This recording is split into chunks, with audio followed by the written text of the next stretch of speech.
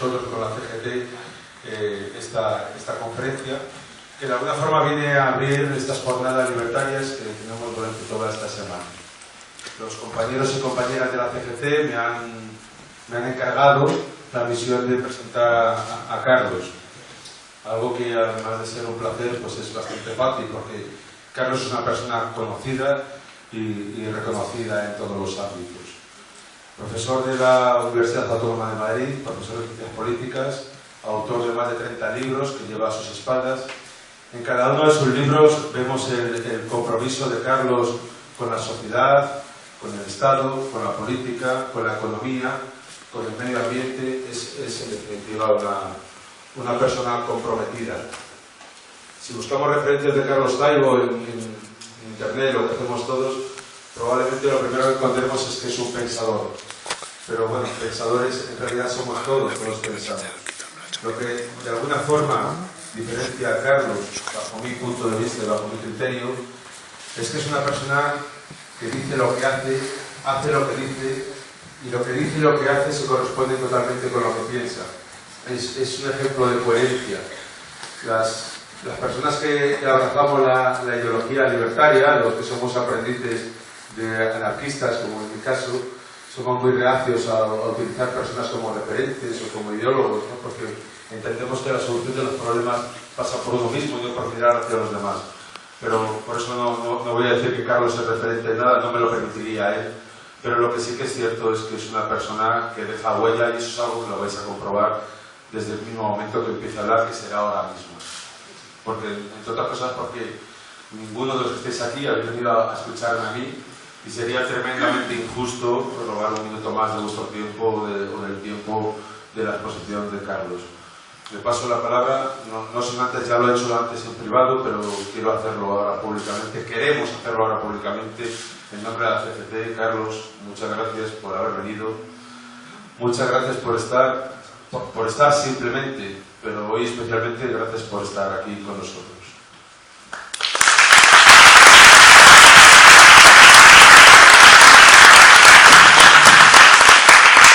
Gracias a vosotros y a vosotras, Miguel, por vuestra invitación, y a vosotros y vosotras por asistir a este acto. E boa tarde tamén aos compatriotas que seguro que andarán por aquí.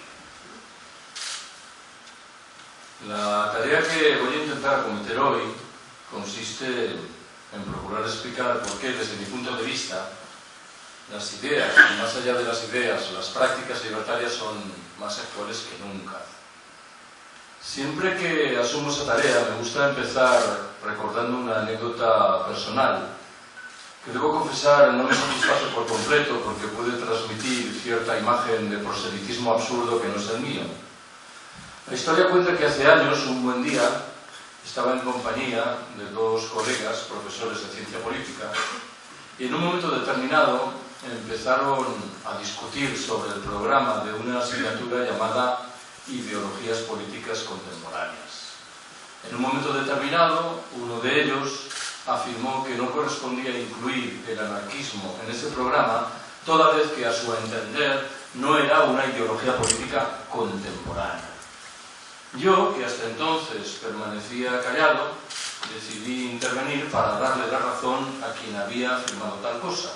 Aduje: tienes toda la razón, el anarquismo no es una ideología política contemporánea, es una ideología política del futuro. O al menos lo es a los ojos de quienes pensamos que el capitalismo se adentra a marchas forzadas en una etapa de corrosión terminal que nos conduce muy probablemente a un colapso pavoroso. En ese escenario, una de las pocas respuestas inteligentes de las que disponemos es la que pasa por apostar por sociedades autoorganizadas desde abajo, desde la autogestión, desde la democracia y la acción directa, desde el federalismo y desde el apoyo mutuo. Bueno, ¿cuál es la primera de las observaciones que quiero haceros?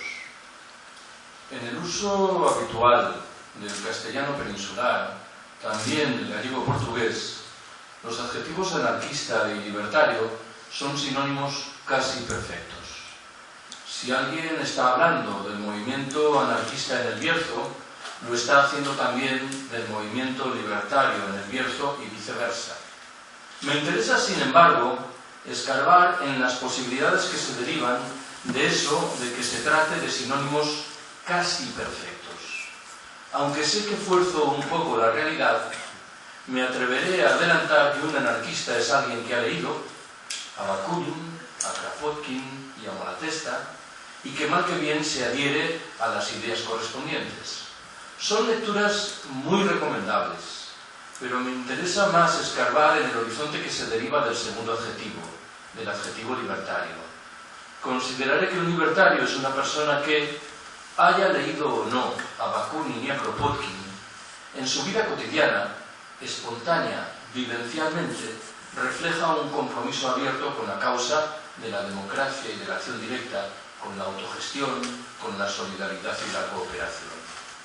Tengo yo la impresión de que en los últimos años, y entre nosotros, se ha registrado un auge visible de iniciativas de carácter libertario, no necesariamente acompañadas, aunque tampoco diré lo contrario, de un crecimiento de las organizaciones identitaria y doctrinalmente anarquistas. Permitidme que retrate esto de la mano de un ejemplo personal. Hace 7 años, en enero de 2011, difundí por la red un artículo que creo que se titulaba "Por una organización libertaria y global". Ese artículo surgía de una reflexión sobre el escenario en el que yo trabajo, la Universidad Autónoma de Madrid. Si alguien me preguntase cuál es la presencia libertaria o anarquista en mi universidad, lo que inmediatamente vendría a mi cabeza sería el recordatorio de que en una de las facultades de ciencias hay un activo grupo que organiza todos los años unas jornadas libertarias a las que asisten, qué sé yo, 20, 30, 40, 50 personas. Yo partía de la convicción, de la certeza, de que en mi universidad la presencia libertaria es mucho más notable y llamaba la atención sobre la conveniencia de articular una confluencia de los libertarios de corte muy diferente que operan en ella. Es verdad que 4 meses después llegó el 15M y no quiero engañarme, hizo que mi artículo quedase un tanto trastocado. ¿Por qué? Era mucho más interesante ver a la gente en la calle practicando la asamblea cotidianamente que lo que podía derivarse de una propuesta como la mía que, repito la cláusula, no quiero engañarme, reivindicaba un cenáculo libertario más abierto que los anteriores, pero probablemente sin romper las formas de todo lo que venía de antes. Confesaré, en fin, que los anarquistas más consecuentes que he conocido nunca eran curiosamente personas que no sabían que eran anarquistas, una perspectiva en la cual me parece muy interesante trabajar. Nada tengo contra el adjetivo anarquista. Cuando alguien me pincha, me autodescribo como tal, pero no está de más que recupere un par de anécdotas personales que creo que invitan a emplearlo con cierta distancia por su grandiosidad y, en su caso, por su petulancia. Hace muchos años, en 1976 o 1977, acudí en autobús al primer mitin que la CNT organizaba en lo que hoy se llama Castilla-La Mancha. Era en un pueblo de Ciudad Real llamado Manzanares. Y recuerdo haber escuchado una conversación que mantenían en el autobús un hombre de cierta edad y un chaval joven. El hombre de cierta edad le dijo al chaval: "Oye tú, chaval, ¿eres anarquista?". Y el chaval, creo que con muy buen criterio, le respondió: "Yo soy una cratilla". Algo que le restaba la dimensión de solemnidad a la palabra y creo que venía a reconfortarnos con la condición humana en su dimensión más inmediata e interesante. Bastante más cerca en el tiempo, una tarde en Madrid, quedé con un amigo, Chema, y en el marco de una conversación más bien frívola, en un momento determinado le formulé la misma pregunta. Le dije: "Oye Chema, ¿tú eres anarquista?". Y Chema, de nuevo creo que con muy buen criterio, dijo: "Bueno, tengo días". Y es una manera también elegante de salir de este modo. Segunda observación que quiero hacer. La propuesta libertaria plantea una discusión inevitable sobre la democracia. No sé si la palabra democracia no estará tan gastada que haríamos bien en buscar otra diferente para retratar eso que definimos, por ejemplo, de la mano de la defensa de la democracia directa. Ocurre con la palabra democracia democracia, intuyo yo, algo parecido a lo que sucede con la palabra transición. Sabéis que hay personas muy respetables que están empeñadas en defender la necesidad de desarrollar una segunda transición. Creo yo que la primera fue tan nefasta que si queremos proponer algo realmente interesante, lo primero que deberíamos hacer es buscar un término diferente para retratarlo. Las cosas como fueren, me parece que es fácil resumir los términos generales de la crítica libertaria de la pseudodemocracia liberal. Lo hago así. Primero, esa forma de pseudodemocracia se asienta en mayorías artificiales que son el producto de una distorsión de las adhesiones reales de la población. Segundo, oculta en la trastienda lacerantes desigualdades que en el fondo se propone ratificar. Tercero, por detrás operan formidables corporaciones económico-financieras que son las que dictan las reglas del juego en las materias realmente importantes. Cuarta y última, cuando las cosas vienen mal dadas, esa forma de pseudodemocracia no duda en hacer uso de la fuerza a través de la represión que conocemos en nuestras calles o a través de golpes de Estado asestados en países del sur que tienen la mala fortuna de disponer de materias primas razonablemente golosas.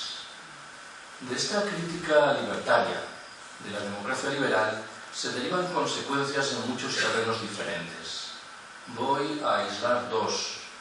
El primero remite a la eterna discusión relativa a las elecciones. Admitiré de buen grado que en el mundo libertario lo de las elecciones suscita respuestas vagamente diferentes. Como sin duda sabéis, hay gente que defiende el despliegue de lo que se suele llamar abstención activa. Pero hay quienes interpretan que indirectamente la abstención activa es una forma de participar en las elecciones en la medida en que reclama otorgarles un relieve que no les corresponde. Hay una tercera respuesta que quedó muy bien reflejada en un viejísimo artículo, tiene más de 100 años, de Ricardo Mella, quien pasa por ser el principal teorizador del anarquismo español. Ese artículo, que es polémico y que se presta a muchas interpretaciones, a mi entender nos estaba diciendo: si usted quiere votar, vaya a votar. Si no desea hacerlo, no lo haga. A mí lo que me importa saber es lo que hace los 364 días restantes del año. Recomendación singularmente interesante en un momento como el presente. El otro ámbito que quería rescatar, que guarda relación con la crítica libertaria de la democracia liberal, apunta a la discusión sobre la república. Yo no deseo ignorar que en el caso español esa discusión tiene dimensiones emocionales que faltan en otros escenarios geográficos. Parto de la certeza de que la irrupción de una república tendría la virtud innegable de permitir que nos deshiciésemos de una institución lamentable como es la monarquía. Pero debo confesaros que no acierto a vislumbrar que otros efectos saludables se derivarían de la irrupción de una república. En este caso me limitaré a recordar algo que sabéis. Portugal, Francia e Italia son repúblicas. No creo que su panorama económico, político y social sea más agradable que el nuestro. Algo que me invita a concluir que la discusión sobre la república incorpora determinados elementos de ficción que hacen que se nos escapen cuestiones más de fondo. Creo, en fin, que es fácil resumir la condición de la propuesta libertaria en el terreno político. La resumo utilizando 3 palabras: democracia directa, acción también directa, en fin, autogestión. Cuando hablamos de democracia directa estamos defendiendo fórmulas de democracia no representativa, no delegativa, y estamos rechazando al mismo tiempo liderazgos y personalismos.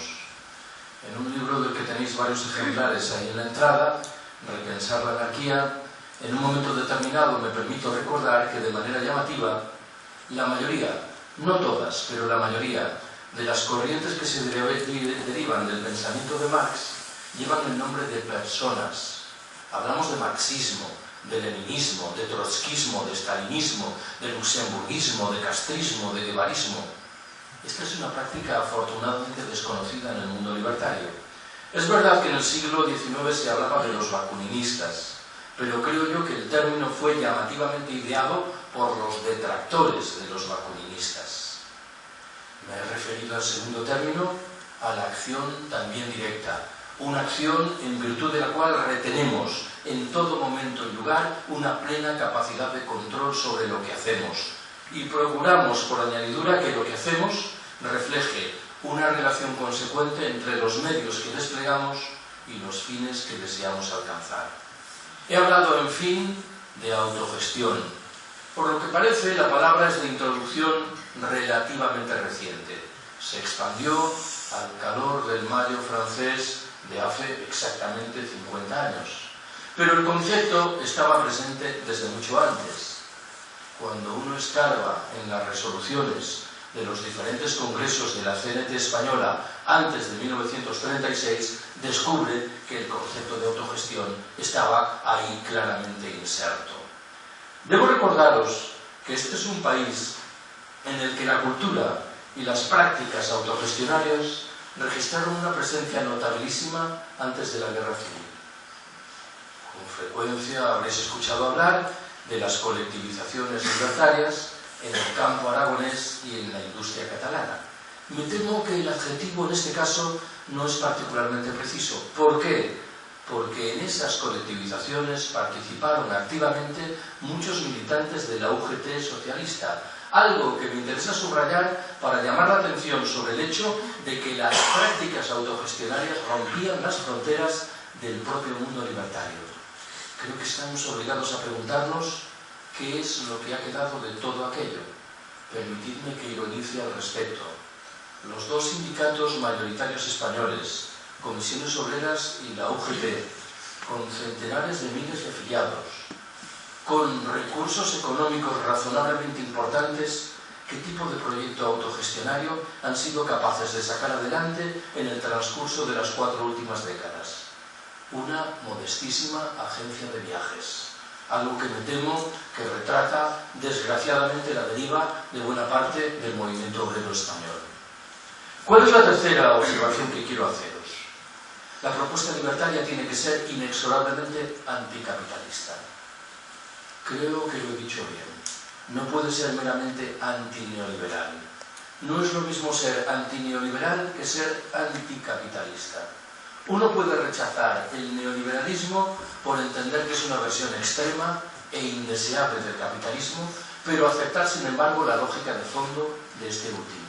O puede rechazar al mismo tiempo el neoliberalismo y el capitalismo, que creo que es lo que se deriva de la práctica libertaria al uso. La principal concreción orgánica, en términos históricos, de una propuesta libertaria de contestación del capitalismo es lo que se suele llamar anarcosindicalismo. Siempre que pronuncio esta frase me viene a la memoria la imagen del antiguo ministro del Interior español, Jorge Fernández Díaz, que años atrás, cuando era ministro, en una rueda de prensa afirmó que había sido desactivado un grupo anarquista sorprendentemente bien organizado. A este señor habría que pedirle que leyese un manual de teoría política elemental.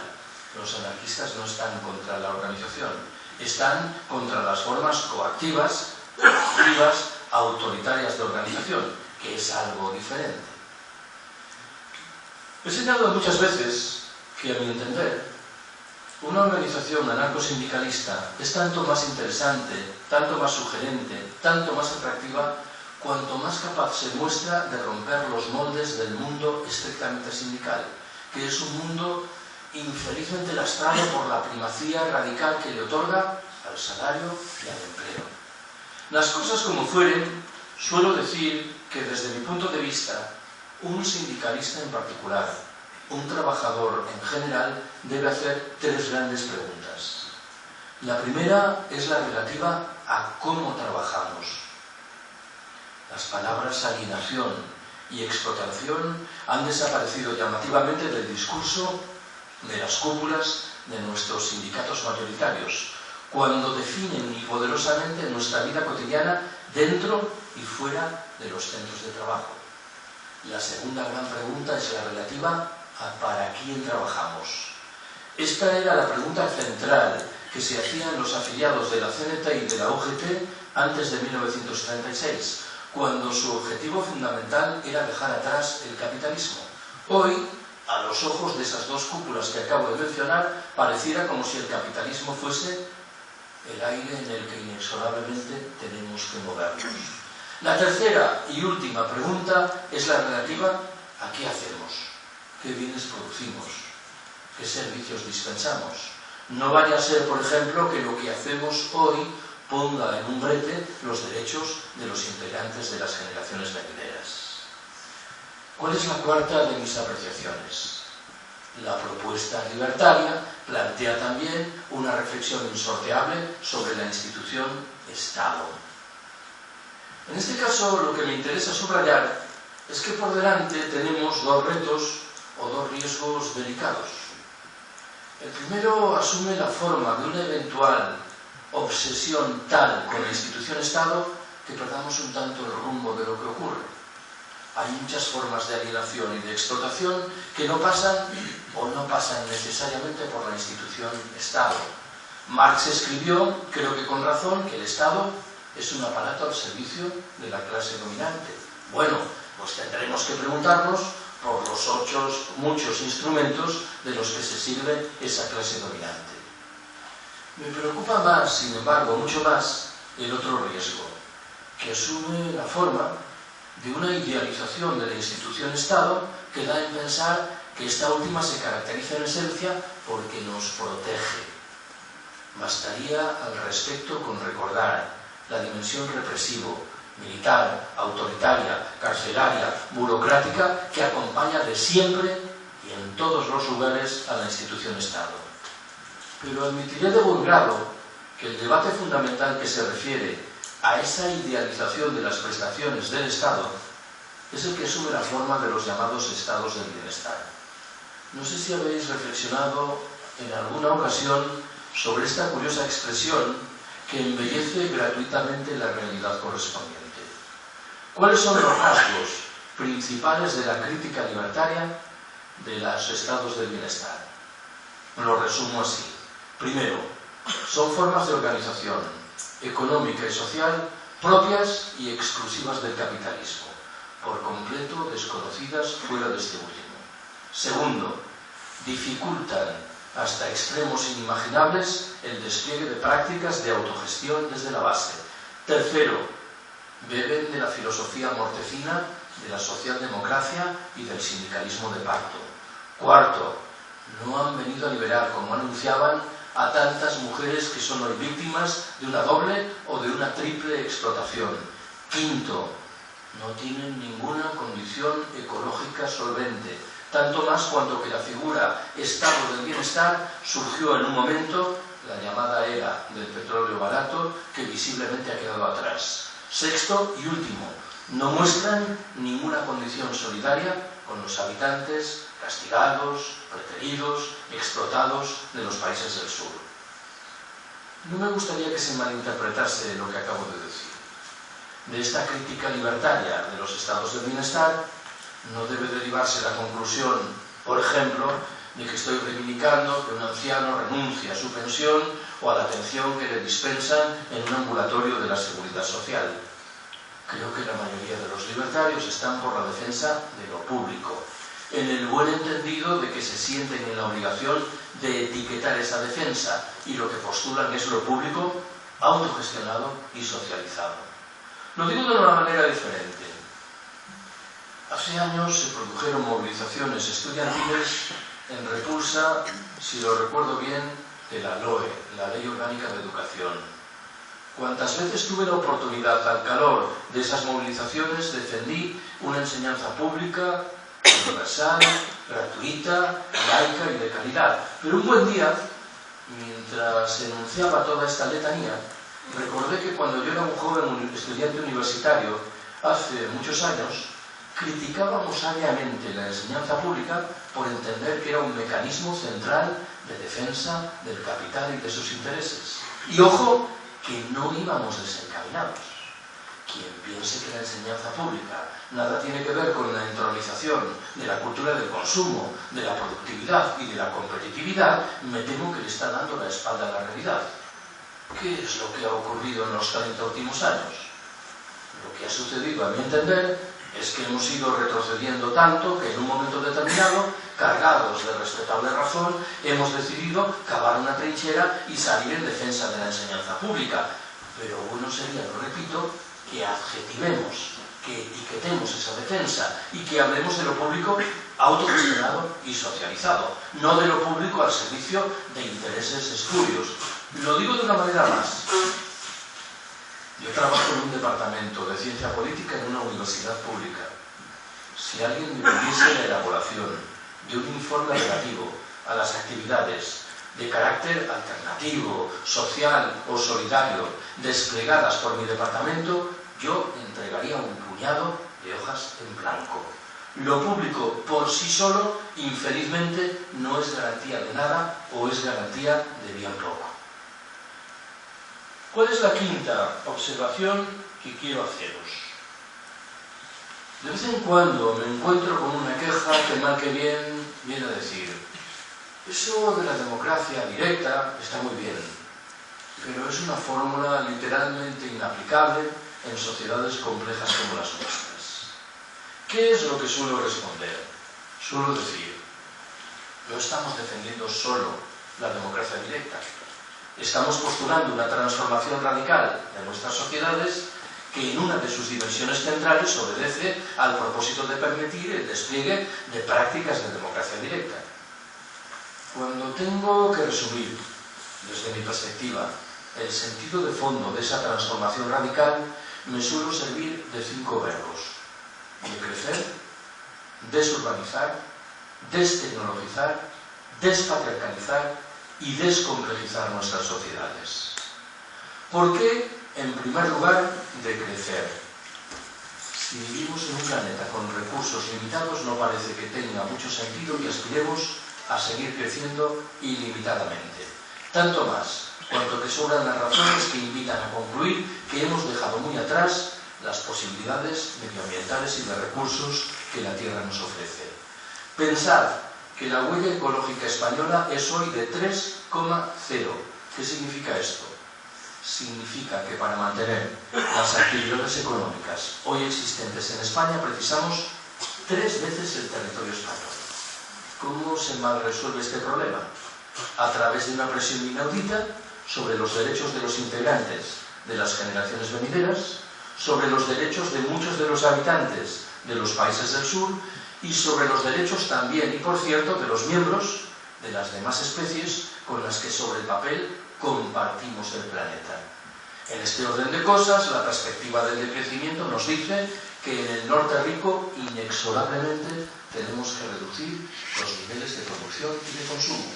Pero nos dice que tenemos también que recuperar la vida social que hemos ido dilapidando, absorbidos como estamos por la producción, el consumo y la competitividad, que tenemos que apostar por fórmulas de ocio creativo, que tenemos que repartir el trabajo, una vieja demanda sindical que infelizmente fue muriendo con el paso del tiempo, que tenemos que reducir las dimensiones de muchas de las infraestructuras que hoy empleamos, que tenemos que restaurar la vida local en un escenario de reaparición de fórmulas de democracia directa y de autogestión, o en fin, y en el terreno individual, que tenemos que apostar por la sencillez y por la sobriedad voluntarias. Más fácil es explicar el significado del segundo verbo, desurbanizar. No descubro nada cuando recuerdo que muchos de nuestros abuelos o bisabuelos dejaron el medio rural para pasar a vivir en las ciudades en las que entendían que el escenario era más habitable. Hoy asistimos incipientemente a un proceso de signo contrario.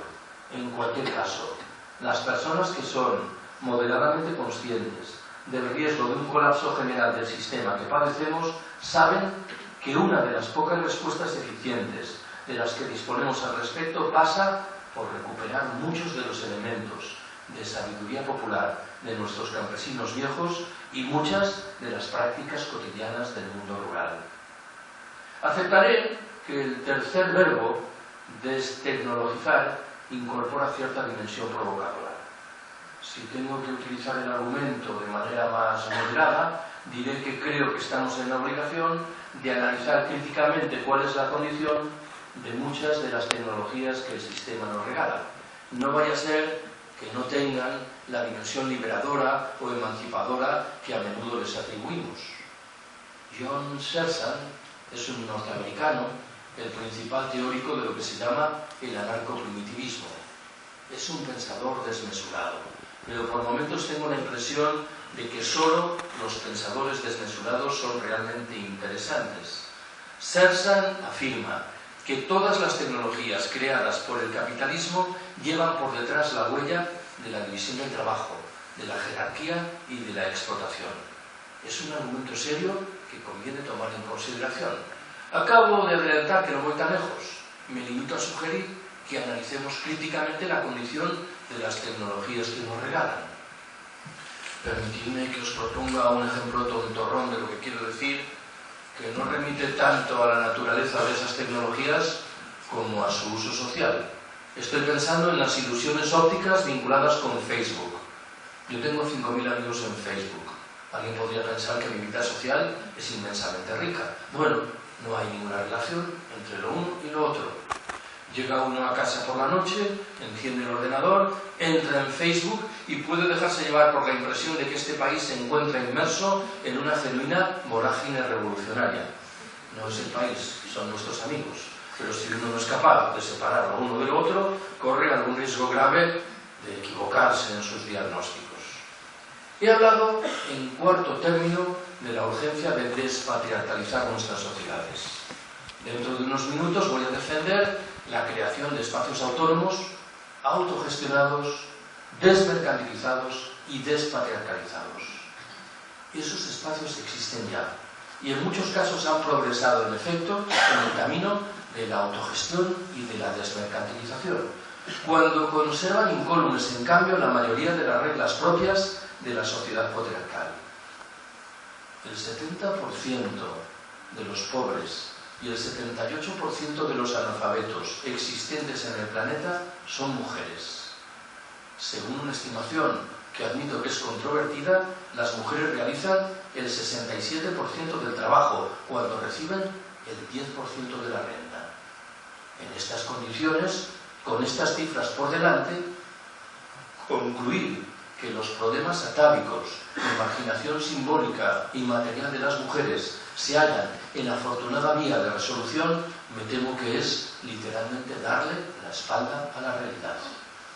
He hablado, en fin, de la necesidad de descomplejizar nuestras sociedades. Hemos aceptado sociedades cada vez más complejas, con un correlato muy delicado. Cada vez somos más dependientes, cada vez somos menos independientes. Mi buen amigo Ramón Fernández Durán falleció en Madrid hace media docena de años. En sus dos últimos libros, casi póstumos, repetía machaconamente una idea. Decía: muchos de los desheredados del planeta, habitantes de los países del sur, se encuentran, paradójicamente, en mejor posición que la nuestra para hacer frente al colapso general que se avecina. ¿Por qué? Viven en pequeñas comunidades humanas. Han mantenido una vida social mucho más rica que la nuestra. Han preservado una relación mucho más fluida con el medio natural. Y son, en último término, paradójicamente, mucho más independientes de lo que lo somos nosotros. Pensad, y creo que no pido ningún ejercicio lujuriante de imaginación, que a un país como este en el que estamos dejasen de llegar los suministros de petróleo. Todo esto se desmoronaría literalmente de la noche a la mañana. Si queremos recuperar independencia, inexorablemente tendremos que apostar por sociedades menos complejas. Sexta observación que quiero haceros. Muchas veces he mencionado en los últimos años que hace un tiempo se publicó en Francia un libro en cuyo propio título el autor subrayaba lo que entendía que eran semejanzas muy notables entre la crisis del año 1929 y la del momento presente. Doy por descontado que este ensayista francés en modo alguno deseaba transmitirnos un mensaje tranquilizador. No olvidéis que la crisis de 1929 estuvo en el origen del asentamiento de los fascismos en Europa de la década siguiente. Estuvo en el origen, si así lo queréis, de la propia Segunda Guerra Mundial. Yo tengo la impresión, sin embargo, de que el diagnóstico, la comparación queda un poco coja, porque nos hemos acostumbrado a utilizar la palabra crisis en singular para identificar la manifestación financiera del fenómeno. Y olvidamos con demasiada frecuencia que en la trastienda hay otras crisis, ahora en plural. ¿En qué estoy pensando? En el cambio climático, que es una realidad que ya está ahí y que no tiene ninguna consecuencia salvable. En el agotamiento progresivo de todas las materias primas energéticas que empleamos. En los problemas demográficos que castigan en singular a determinadas regiones del planeta. En el mantenimiento de la situación de postración que siguen padeciendo tantas mujeres. O en fin, y por dejarlo ahí, en la persecución del expolio de la riqueza humana y material de los países del sur. Si cada una de estas crisis por separado es suficientemente inquietante, a mi entender, la combinación de todas ellas resulta literalmente explosiva. ¿Cuál es el escenario, desde mi punto de vista, de fondo de este debate? El capitalismo es un sistema que históricamente ha demostrado una formidable capacidad de adaptación a los retos más diferentes. La gran pregunta hoy es la relativa a si no estará perdiendo de manera rápida y dramática muchos de los mecanismos de freno que en el pasado le permitieron salvar la cara. Si llevado de un impulso al parecer incontenible, encaminado a acumular espectaculares beneficios en un periodo de tiempo muy breve, no estará acabando su propia tumba, con el agravante de que dentro de la tumba estamos nosotras y puede desmoronarse sobre nuestras cabezas. Lo digo de otra manera. Uno puede y debe criticar agriamente al capitalismo por entender que ha sido de siempre un sistema injusto, excluyente y explotador. Pero convengamos que ha sido al mismo tiempo un sistema históricamente eficiente. ¿En qué sentido? En el sentido de que ha permitido garantizar que la mayoría de los empresarios obtuviesen los beneficios que deseaban alcanzar. Hoy ni siquiera esto es evidente. Estos neoliberales, o muchos de ellos, que han rechazado orgullosamente durante 3 décadas todo tipo de intervención de los poderes públicos en la economía, ¿qué es lo primero que han hecho cuando las cosas han venido matadas? Utilizar el teléfono y pedir las ayudas preceptivas de ministerios, consejerías o ayuntamientos. ¿Qué mejor indicador de pérdida de eficiencia básica? La propia imprevisión con la que el capitalismo obsequia la crisis ecológica creo que nos emplaza delante de la conclusión de que el sistema se adentra a marchas forzadas en una etapa de corrosión terminal que nos conduce al colapso. En los círculos en los que yo me muevo, esto del colapso suscita 2 reacciones diferentes. La primera es crudamente realista y viene a decir: no nos queda más remedio que aguardar a que llegue el momento del colapso. ¿Por qué? Porque será la única fórmula que permitirá que la abrumadora mayoría de nuestros conciudadanos tome nota de sus obligaciones. Esta primera perspectiva es ciertamente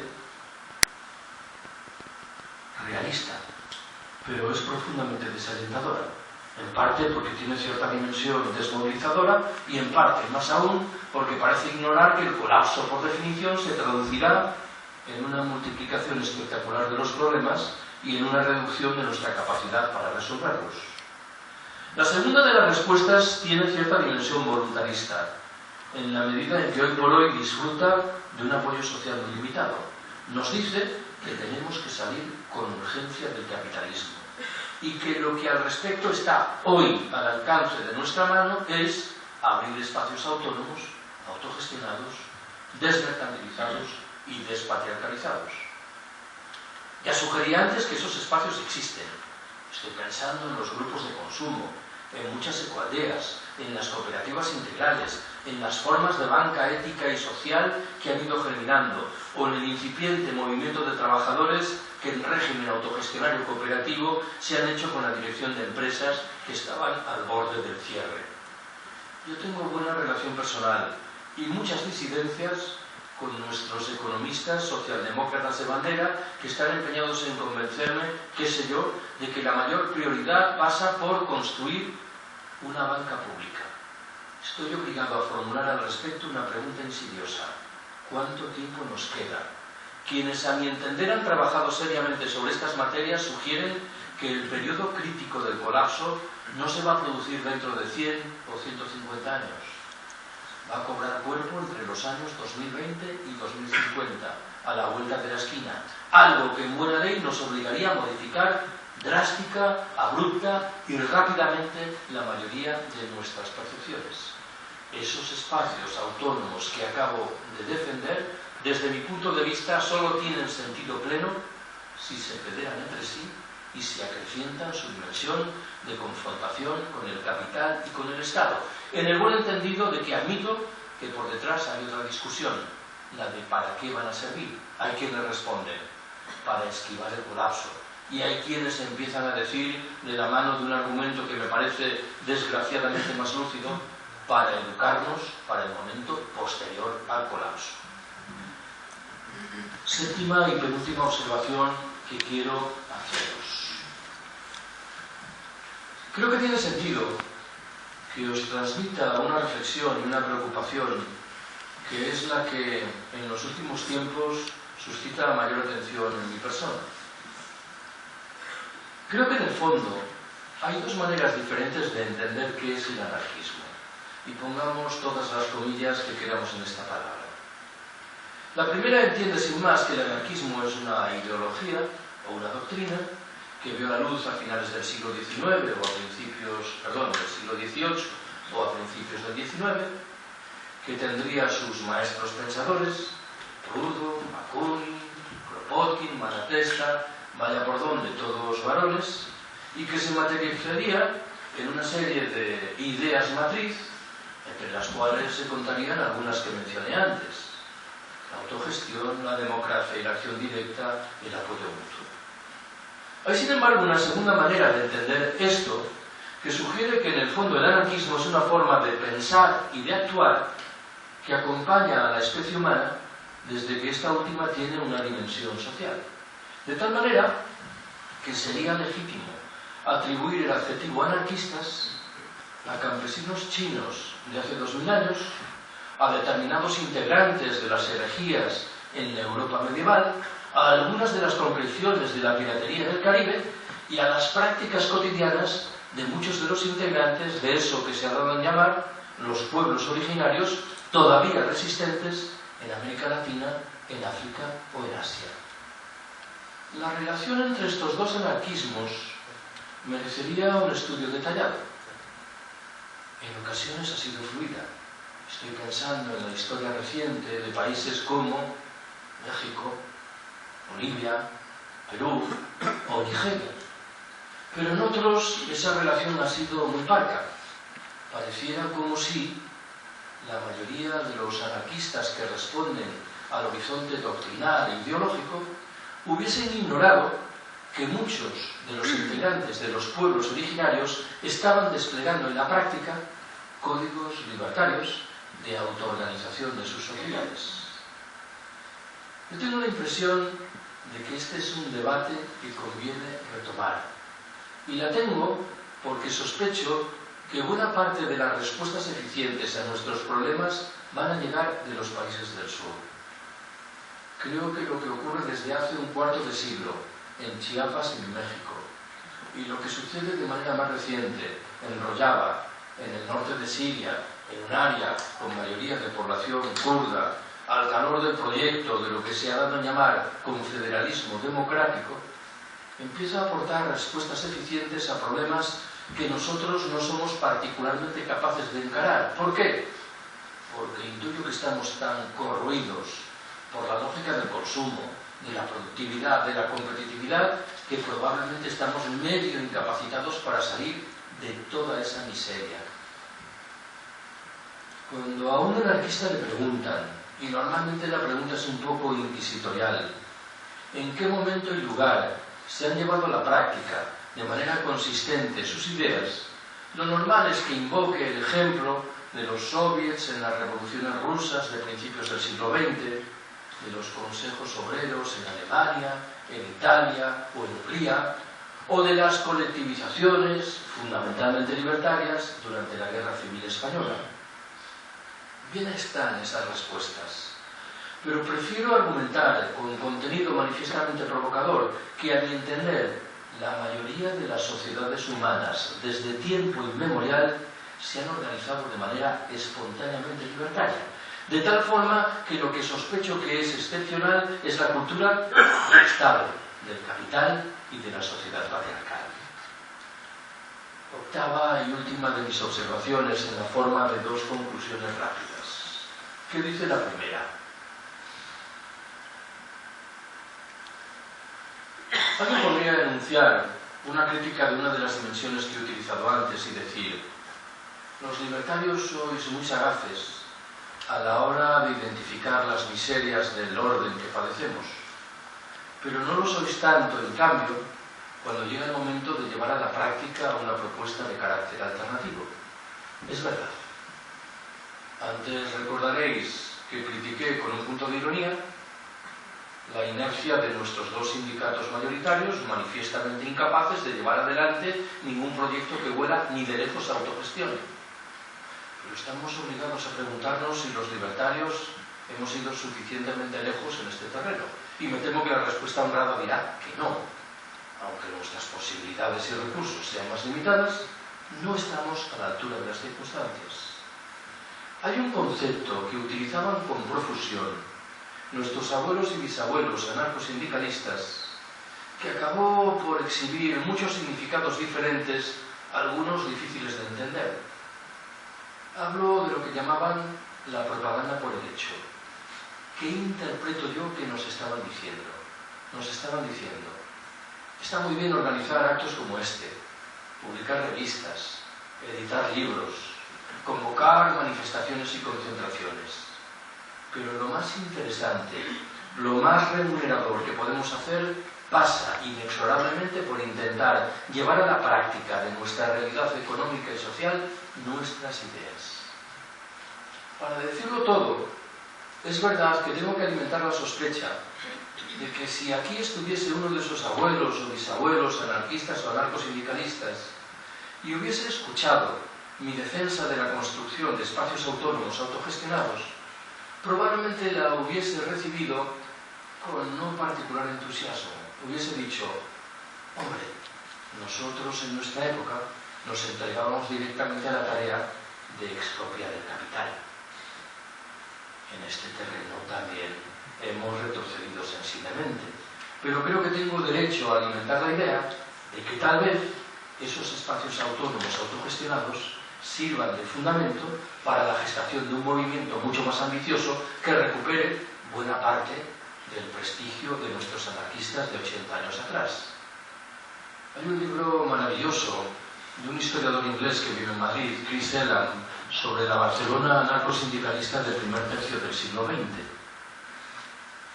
Aquellos barrios sí que eran espacios autónomos. La Guardia Civil no se atrevía a penetrar en ellos. Leyendo ese libro descubre uno, por ejemplo, que muchas herramientas de movilización social que creemos haber inventado en los últimos años, los scratches, por ejemplo, los practicaban cotidiana y espontáneamente nuestros abuelos y bisabuelos anarquistas y anarcosindicalistas. ¿Cuál es la segunda conclusión y última que avanzaba? Esta mucho más breve.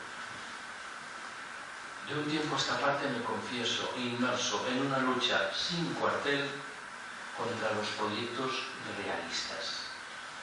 Cuando alguien me dice: es que eso que está reivindicando no es realista, inmediatamente me estallan todas las iras.